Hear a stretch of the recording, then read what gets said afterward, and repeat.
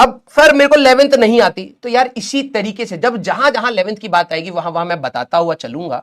अब तू थोड़ा सा मेहनत अपने साइड से बढ़ाएगा तो जब 11वीं की रिवीजन में, भाई अभी भी बोलता जा रहा हूं भाई, कुछ बच्चे मेरे को पता है आखिरी तक मेरी इस स्टेटमेंट को अवॉइड करेंगे, ठीक है, और मैं बाद में जब तुम फंसोगे ना बेटा, फिर मैं भगवान थोड़ा ना कि समय निकाल दूंगा।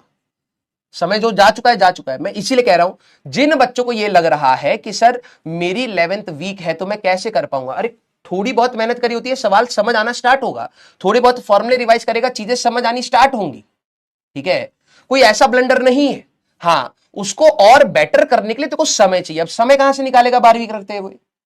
अभी जितना तू कर पा रहा है कर सकता है, कर, कोई दिक्कत वाली बात नहीं है, लेकिन दिसंबर तेरा खाली होना चाहिए। इसीलिए मैं बार बार बोल रहा हूं। अब जो बच्चे थोड़ा बहुत पहले पढ़े होंगे ना, सर मेरे को कॉन्फिडेंस नहीं आता है 11th में, अब जब काम आने लगा तो कोई सारी चीजें थोड़ी ना चाहिए, बेसिक चीजें चाहिए। वो बेसिक चीजें जैसे ही टीचर बताएगा तेरे को हिट होना स्टार्ट होगा, हाँ यार ये तो थोड़ा बहुत बताया था, थोड़ा बहुत समझ आ गया, इतना ही चाहिए अभी के लिए। इसी बहाने अगर तू 11th के लिए थोड़ा सा कंफर्टेबल होना स्टार्ट हो, देख भाई तेरा ग्रेविटेशन, बिलीव मी, एक बार तू अब जाकर के अपनी ग्रेविटेशन को उठाएगा तेरे को लगेगा सर पूरा इलेक्ट्रोस्टैटिक्स में तो मैंने पढ़ा था वही का वही पूरा ग्रेविटेशन हमारे पास आ गया है, समझ रहा है। फिर उसके बाद जो नोडल एनालिसिस बताइए तेरा थर्मल वहां से कंप्लीट हो जाएगा। जब मैं तेरे को अल्टरनेटिंग करंट पढ़ाऊंगा तो फेजर्स वाला पार्ट एसएचएम का कंप्लीट हो जाएगा। वेव ऑप्टिक्स पढ़ाऊंगा तो इंटरफेरेंस तेरा पार्ट क्लियर हो जाएगा। बहुत बड़ी बड़ी चीजें तो ऐसी ही निकल आएंगी, समझ रहा है। और अगर तूने अपने बोर्ड्स को अभी साइमल्टेनियसली करता हुआ चला, देख भाई मैं या तो एक यहां से दो ऑप्शन बनते हैं, या तो मैं बोर्ड्स का नाम ही ना लूं, ठीक है। कुछ बच्चे कहेंगे यार ये बार बार बोर्ड्स की बात करता है टीचर, ये बोर्ड्स वाला टीचर है, जो बोलना बोल ले भाई, मेरे बच्चे हैं। जब तेरा सिलेक्शन होगा तो मैं चाहता हूं तू हर फ्रंट पर अच्छा परफॉर्म करे, ठीक है। बोर्ड्स मैं मानता हूं कि इतना ज्यादा इंपॉर्टेंट लाइफ में नहीं रखेगा, लेकिन जिन बच्चों का 75 नहीं आता है ना, उनका दर्द शायद तुम नहीं समझ पाओगे, ठीक है। अगर 75% का क्राइटेरिया नहीं है तो मैं कभी ना बोलूं, क्योंकि जिस चीज की आप तैयारी कर रहे हैं उसमें एक फैक्टर है, अगर वो एक फैक्टर है और आपने उस पर ध्यान नहीं दिया, बिलीव मी आपकी पूरी तैयारी कबाड़ा हो जाती है। मेरे बहुत बच्चे हर साल देखे हैं। तो प्लीज आप सभी लोग, ठीक है, हमें बहुत सारी डिटेल्ड एनालिसिस भी करनी है, सारी चीजें करनी है, लेकिन बेसिक से करनी है। तो अगर हम लोग वाइड स्पेक्ट्रम में पढ़ रहे हैं तो आपकी रिस्पॉन्सिबिलिटी यहां पर रहती है कि थोड़ा पेशेंटली आप लोग इन चीजों को पढ़ें। क्लियर है क्या? यस। तो हाँ, आप लोग साइमल्टेनियसली बोर्ड्स की अगर आप तैयारी करते जा रहे हैं तो कोई दिक्कत वाली बात नहीं है। कई बच्चे आपको मिलेंगे यार ये ना बोर्ड्स का तैयारी करवाते हैं, तो क्यों ना कराऊं, क्यों ना कराऊं? क्या हम लोग जे एडवांस के सवाल नहीं कर रहे हैं? क्या हम लोग जे मेंस के सवाल नहीं कर रहे हैं? हम लोग सारी चीजों की तैयारी कर रहे हैं, जो हमारे लिए रेलिवेंट है हमें उसको ले पढ़ना है। अब तुम अगर बोर्ड्स को नीची नजर से देखते हो तो पिछले साल का अपने बोर्ड्स का पेपर देख लेना, धुआं उठ गया था लोगों के दिमाग में, यार ये तो जेई मेंस से टफ है, तो क्या करें? फिजिक्स का पेपर आता है वैसा, आता है जेई मेंस से कठिन आता है, बताओ। और पूरे स्टेप्स लिखने पड़ेंगे। अभी तो तुम ऑप्शन टिक मार करके निकल सकते हो जेई मेंस में, वहां नहीं निकल पाओगे।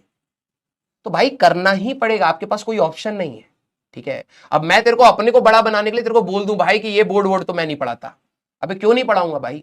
तेरे करियर की बात है और तेरा करियर उससे डिसाइड होने वाला है। 75% नहीं आए तो किसी काम का नहीं रहेगा तेरा जेई एडवांस का मार्क्स, समझ रहा है। कोई कॉलेज नहीं मिलेगा, ना एनआईटी मिलेगा, ना आईआईटी मिलेगा, तो सपने सपने रह जाते। तो एक छोटा सा टिक ही तो मारना है। तो अपनी तैयारी में अगर हम लोग उसको एड ऑन करते हुए जा रहे हैं तो कोई बेवकूफी वाली बात नहीं है, ये समझदारी वाली बात है। क्लियर? यस। हाँ, जहां जहां पर हमारी 11th का, भाई अभी देखो बस मेरी एक बात मान लेना, जब जब मैं बोलूं कि भाई ये चैप्टर खत्म है, प्लीज उसको बोर्ड्स लेवल पर निपटा दो प्लीज। क्योंकि अगर आपको है ना कि सर मेरे को 11th रिवाइज करवा दीजिएगा, मैं डेफिनेटली कराऊंगा, लेकिन वो तभी होगा जब तेरे पास समय होगा। मैं तो लेक्चर कर लूंगा भाई, तू ही नहीं आ पाएगा, तेरे प्री बोर्ड्स चल रहे होंगे उस समय।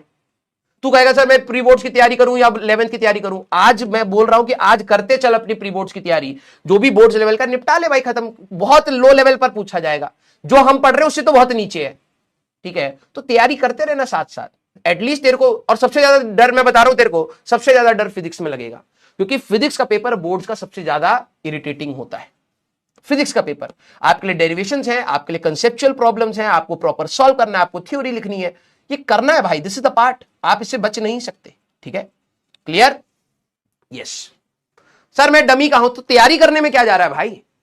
तू कौन सा रोज जेई मेंस का एग्जाम लिख रहा है, लेकिन तैयारी तो कर ही रहा है ना।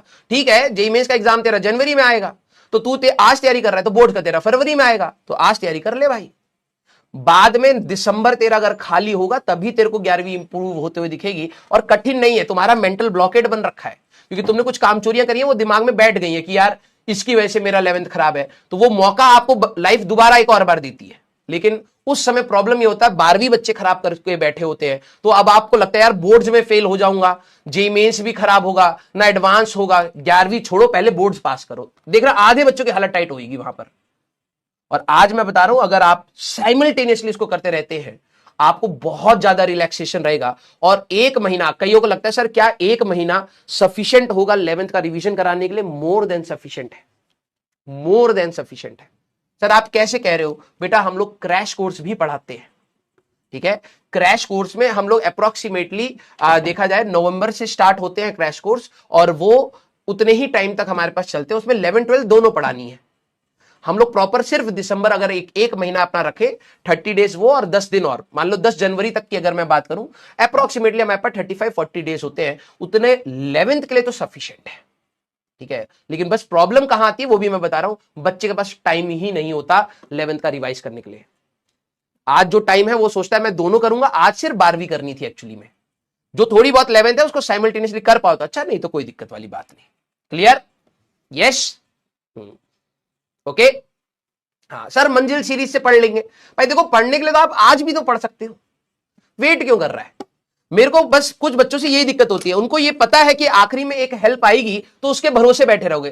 तो अगर तू पढ़ सकता है, वहां पर तू 12-13 घंटा बैठने के लिए तैयार होता है। और मैं अपने बच्चों को ना बहुत ये वाली चीज ना जो बोल दिया ना, मेरे को इरिटेशन हो गई। भाई ध्यान से सुन, मैं आप लोगों को एक बात बोलते हुए जा रहा हूं, ठीक है।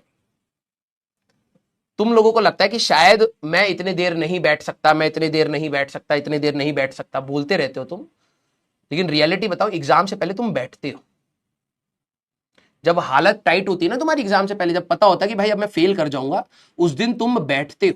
उस दिन तुम नहीं देखते भाई तुम्हारा मोबाइल का एडिक्शन क्या है, तुम्हारा दोस्त क्या कह रहा है, तुम्हें इंस्टाग्राम पे क्या मैसेज आया, कुछ नहीं देखते। जब पता होता है ना कल फेल हो जाओगे, तब तुम बैठ जाते हो। और मैं हर बच्चे को यही बोलता हूं, एक्चुअली में तुम्हारे अंदर ना वो जो चीज है जिससे सिलेक्शन होता है वो है, और वो तुम्हें भी पता है। अगर तुम जिद मार लोगे ना कि यार कि मेरे को इसी साल सिलेक्शन लेना है, मुझे 5 वर्ष की योजना नहीं बनानी है, अगर आपके माइंड में ये चीज क्लियर हो गई ना, believe me nobody can distract you. और ये चीज आप आखिरी में कर देते हैं। आपको आखिरी में एक महीना कोई टीचर बोले ना भाई मैं 8-8 घंटे पढ़ाऊंगा, तू बैठ, हाँ कहेगा हाँ सर 8 नहीं 10 पढ़ाओ, मैं बैठने के लिए तैयार हूं। अबे यही काम तेरे को पूरे साल भर करना था बस, और तेरे अंदर था वो। लेकिन प्रॉब्लम ये है ना, तुम्हारी प्रायोरिटी सेट नहीं है। ये आखिरी में तुम करने लगोगे, आखिरी में तुम्हें कोई टीचर बोलेगा भाई मैं 10 घंटा पढ़ाऊंगा, हाँ सर पढ़ा दो 10 घंटा मैं तैयार हूं। अबे गधे पूरे साल पढ़ा होता, एक घंटा भी पढ़ा होता तो आखिरी में 10 घंटा सो रहा होता, वो ज्यादा मैटर करता तेरी हेल्थ के लिए। तो तुम्हारे अंदर ना वो चीज है, मुझे पता है आप में से कोई बच्चे अभी सीरियसली नहीं लेंगे, लेकिन आखिरी में आप सभी लोग तैयार हो जाओगे। सर आप 24 घंटा पढ़ाओगे ना, तब भी मैं पढ़ूंगा। क्यों पढ़ाऊं भाई मैं 24 घंटा? मैं पूरे साल भर पढ़ाया तेरे को। हाँ मैं 5-6 घंटे में जितना मैक्सिमम रिवाइज करा सकता हूं वही कराऊंगा, क्योंकि वो तेरे हेल्थ के लिए बेटर है। और मैं कोई भी ऐसी चीज प्रमोट नहीं करूंगा कि आखिरी में 12 घंटे पढ़ेगा, आखिरी में 10 घंटे पढ़ेगा, सर 9 घंटा पढ़ा दो आप। उस चीज में सिर्फ तेरा नुकसान होना स्टार्ट होगा। अगर तूने पहले से पढ़ रखा है तो बहुत अच्छी बात है, रिवीजन होगा। लेकिन तू उस पर डिपेंडेंट होकर के आज नहीं मेहनत करेगा तो ये भाई बहुत गलत है। तेरे अंदर वो कैपेसिटी बैठ करके पढ़ने की रियलिटी में, और तू वो आखिरी में देखेगा है। बस आज से अगर तू बैठ के कोशिश करना स्टार्ट करेगा, डेफिनेटली उस दिन आराम से सोएगा। क्लियर है क्या? यस। तो पहले आप लोग अपने मेहनत को इंक्रीज करिए, अपने आप आपको चीजें सॉल्व होती हुई दिखेंगी, जो भी आपको प्रॉब्लम्स दिख रही है। क्लियर?